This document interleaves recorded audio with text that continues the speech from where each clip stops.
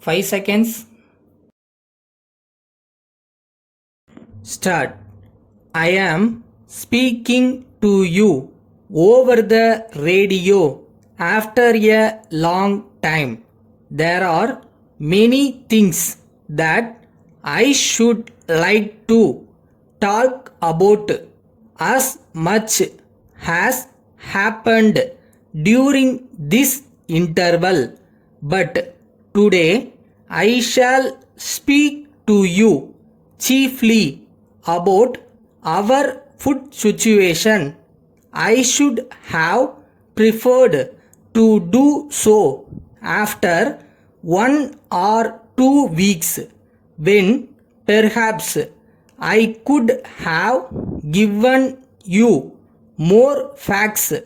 Our food minister is touring the states in order to discuss with the state ministers so that he can take personal stock of the situation and decide about the steps to be taken. He has not yet finished his survey of the situation, so I cannot for the present talk to you in detail. However, since I had fixed tonight for my broadcast, I kept to it, though I will not be in a position to give you much new information today.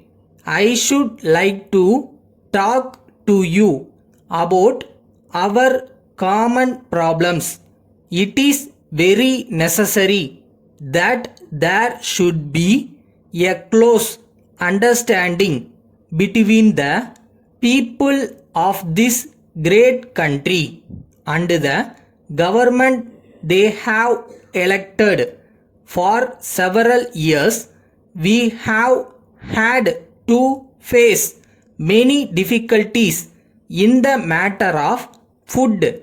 The last great war, the partition of India, natural disasters in the shape of floods and drought, and the growing population created a heavy deficit of food in the country. Food is, after all, a primary necessity. If we fail in feeding our people well, we can make little progress in other directions. We had to import large quantities of wheat and rice at great expense. Even in recent months, we have had very difficult conditions in some parts of the country. Some districts have been particularly unfortunate. They had severe drought for some years continuously. We sent our army for relief work, and from all accounts they did a very good job of it. Indeed, steps are being taken to reduce the prices of wheat and rice all over the country. This is the background of the food situation, and it seems to be satisfactory, but we cannot afford to relax our vigilance. We have always to be prepared to meet any contingency.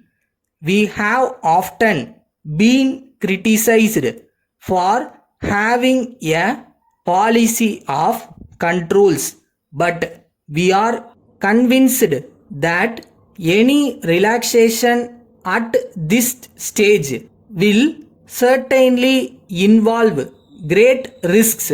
So we dare not risk another rise in prices because it will bring in misfortune. Letter from Indian Overseas Bank, 31 Loose Church Road, Madras, to Messrs.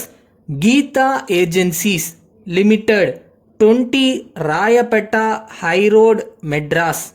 Dear sirs, we have received your letter dated the 7th instant, in which you have complained that your check dated the 3rd October 1981 for rupees 900 in favor of Mr.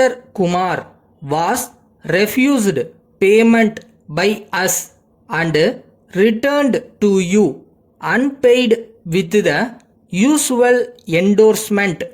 We are very sorry for any inconvenience or trouble caused to you by our action, but at the same time we have to point out to you that there was no other course open to us.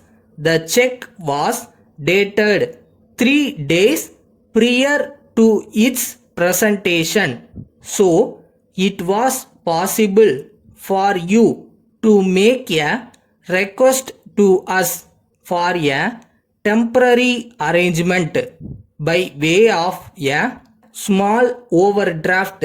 We hope and trust that you will give your full consideration to our explanation, assuring you of our best services.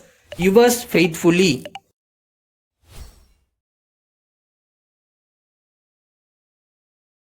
நாம் நினைக்கிறது எல்லாமே நடந்துராது. நமக்கு என்ன தேவையோ அது நிச்சயமாக நடக்கும். அது வரைக்கும் மனசை தளர விடாமல் இருந்தாலே போதும்.